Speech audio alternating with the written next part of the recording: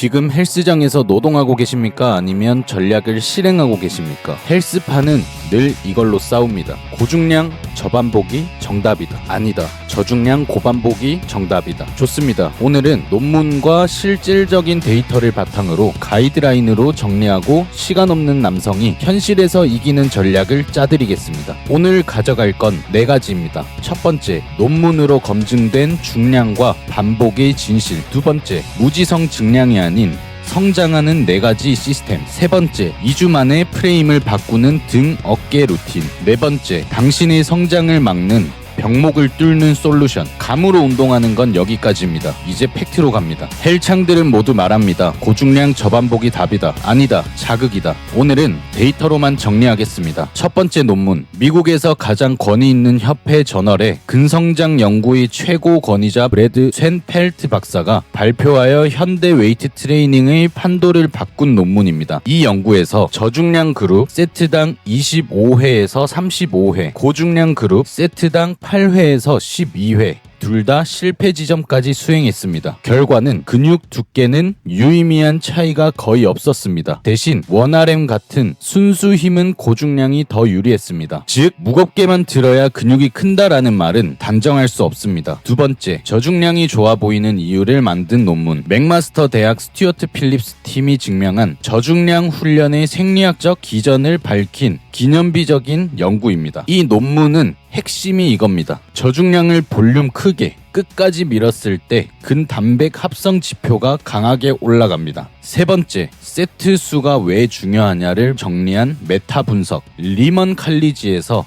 브래드 쇤펠트 박사가 수십 편의 연구를 종합하여 주당 10세트라는 운동량의 기준을 확립한 연구입니다. 주간 세트가 늘수록 근비대가 증가하는 용량, 반응 경향이 보고됩니다.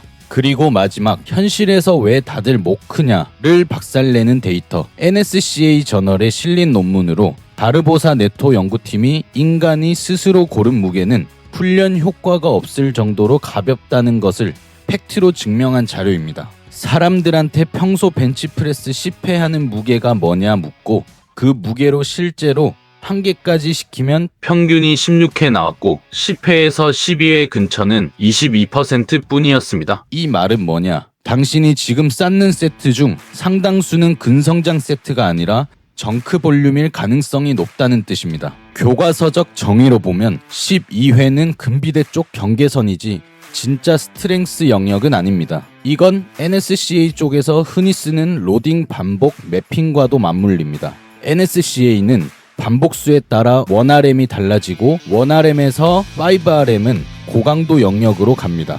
그리고 이걸 더 현실적으로 정리하면 이렇게 됩니다.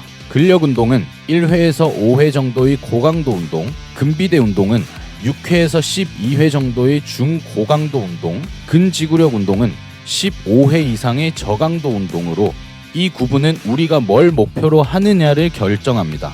우리의 단계는 파워 리프팅 단계가 아닙니다. 우리가 목표로 두는 것은 순수 원RM이 아니라 빠른 근성장입니다. 그래서 초보자에게 1회에서 5회의 진짜 고중량은 2가지 이유로 금지합니다. 첫째, 부상 위험, 인대, 건, 기술이 버티기 전에 욕심이 먼저 나옵니다. 둘째, 볼륨 부족. 근육이 크려면 어느 정도의 총 작업량이 필요합니다. 3회씩 깔짝이면 대개 근비대 효율이 떨어지는 쪽으로 갑니다. 결론, 우리 채널에서 말하는 고중량은 파워 리프팅 고중량이 아닙니다. 고중량 기준은 6회에서 8회 구간, 볼륨 기준은 15회 이상 구간, 이렇게 정의합니다. 여기서부터 현실입니다. 저중량 고반복이 근성장에 가능하다는 논문은 있습니다. 하지만 조건이 붙습니다. 저중량을 제대로 하려면 실패 근처까지 가야 하고 세트 시간이 길어지고 숨이 먼저 털리고 고통이 길게 지속됩니다. 저중량을 제대로 하면 고중량보다 더 지옥입니다. 그리고 대부분은 그 지옥을 끝까지 못 갑니다. 그 고통을 몇 세트 끝까지 버텨서 실패 근처까지 도달하는 사람이 거의 없다는 것입니다. 그리고 시간이 듭니다. 반복이 많아질수록 세트당 수행 시간이 길어지고 같은 부위를 같은 품질로 몰아붙이려면 총 훈련 시간이 늘어날 확률이 큽니다. 시간 없는 직장인에게 이건 치명적입니다. 그래서 우리는 근육의 이론적 최적이 아니라 실제로 지속 가능한 최단 루트를 택합니다. 고증량을 추천하는 이유는 단순합니다. 더 짧은 시간에 더 적은 반복으로 실패 근처에 도달시키기 쉬워서. 다만 전제 조건이 하나 있습니다. 고중량은 기본을 알고 치는 것과 모르고 치는 것이 천지 차이입니다. 모르고 치면 근육이 아니라 관절에 박힙니다. RIR은 Reps in Reserve, 세트 끝났을 때 정확한 폼으로 더 할 수 있었던 반복수입니다. 초보가 매 세트 RIR 0을 찍으면 근육보다 신경계와 관절이 먼저 망가집니다. 기준은 RIR 1개에서 2개, 세트 끝에 1개에서 2개가 남는 구간이 효율 구간입니다. 성과 대비 피로가 가장 좋고 다음 세트 품질을 지킵니다. 이걸 실행하는 4가지 시스템. 첫 번째, 더블 프로그레이션. 반복 범위 6개에서 10개 또는 8개에서 12개로 고정. 모든 세트에서 상단 반복 달성 플러스 RIR 2회 플러스 폼 유지면 증량. 상단 반복했는데 폼 무너짐이면 증량을 금지합니다. 시스템 두 번째, 세트 품질 고정. 등 어깨에는 2분에서 3분 휴식. 1분만 쉬고 다시 들으면 다음 세트 품질이 무너지고 과부하가 꺼집니다. 시스템 세 번째, 주당 볼륨 통제. 하루 몇 세트냐가 아니라 주간 몇 세트냐가 정답입니다. 주간 볼륨이 늘수록 근비대가 증가하는 경향이 보고됩니다. 초보는 부위당 주 10세트에서 16세트, 주 10세트 미만은 자극 부족, 주 20세트 이상은 회복 붕괴 확률 상승. 딱 10세트에서 16세트가 효율 구간입니다. 시스템 네 번째, 변인 통제. 매주 딱 하나만 바꿉니다. 무게, 반복, 세트, 휴식 중 하나만. 우린 감으로 하지 않습니다. 데이터로 관리합니다. 루틴은 같아도 당신의 무게 세트 횟수는 남이 정해줄 수 없습니다. 왜냐? 수면, 회복력, 관절 상태, 운동 기술, 통증 이력, 스트레스가 다 다르니까요. 그래서 단순한 숫자가 아니라 판정 기준을 제시해드립니다. 기준에 따라 각자에 맞게 조절해보세요. 세트 끝에 RIR 1개에서 2개가 유지되는가, 폼이 유지되는가, 주간 세트를 했을 때 회복이 되는가, 다음 주에 같은 품질로 반복 가능한가. 이 기준을 만족하면 지금 설정을 유지하고 이 기준을 깬다면 조정이 필요합니다. 복잡한 거 싫어하는 여러분을 위해 루틴을 짜드리겠습니다. 등과 어깨 타겟이고 주 2회 데이 A와 데이 B로 나눕니다. 데이 A 중량 집중. 이날은 무겁게가 핵심입니다. 딱 6개에서 8개 하고 더 이상 못 드는 무게를 찾으십시오. 랩풀 다운 또는 중량 풀업 6회에서 8회 4세트.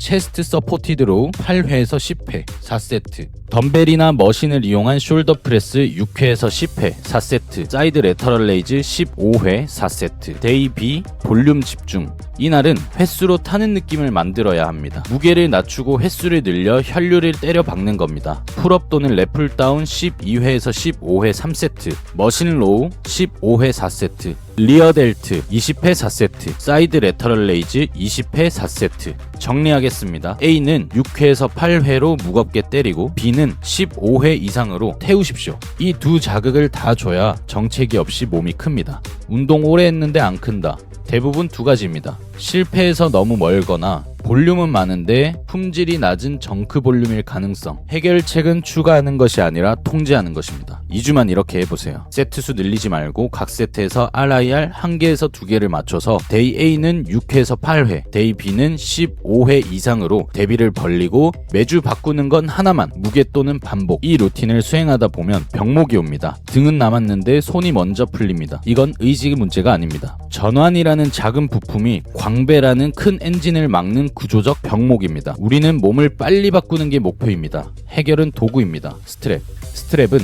손에서 끊기는 힘 전달을 줄이고 타겟 근육이 먼저 지치게 만들어 같은 무게에서도 자극이 더 선명해지고 반복 확보가 쉬워집니다. 그리고 중요한 포인트, 스트랩은 부상을 없애는 마법이 아닙니다. 대신 잘못된 지점에서 무너지게 만드는 요소를 줄여서 폼 붕괴 위험을 낮추는 쪽으로 도움을 줍니다. 여러 가지 타입이 있지만 초보자라면 퀵 그립 타입 추천드립니다. 우선 착용이 간편하고 일반적인 웨이트 트레이닝에서 약 140kg 이하 범위에서는 충분히 안전하게 사용할 수 있는 수준입니다. 비싼 제품이 좋을 수는 있습니다. 하지만 초보, 중급 구간에서 중요한 건 브랜드가 아니라 고정력, 내구성, 착용 편의성 이 세 가지입니다. 가장 많은 사람들이 사용하고 있는 가성비 제품을 고정 댓글에 남겨놨습니다. 필요한 분들만 확인해보시고 사용해보세요. 사이즈는 꼭 체크하셔야 합니다. 마지막으로 놓치지 말아야 할 부분이 있습니다. 루틴을 알아도 장비를 사도 몸은 자동으로 좋아지지 않습니다. 여러분의 몸은 운동한 만큼이 아니라 회복한 만큼만큼입니다. 단백질 체중 1kg당 1.6g, 초보자는 1.2g부터 증량, 수면 7시간. 이 두 개가 무너지면 여러분의 운동은 훈련이 아니라 그냥 힘쓰는 일이 됩니다.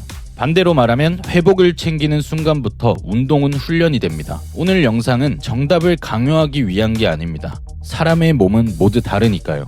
운동에 하나의 정답은 없지만 데이터를 기준으로 자신에게 가장 효율적인 방법을 찾아가는 것, 그게 가장 현명한 선택입니다. 다음에서도 기본기를 제대로 다지고 여러분의 몸을 바꿔줄 전략을 짜오겠습니다. 시간 없는 당신을 위한 생각 삭제 운동 솔루션 구레호였습니다.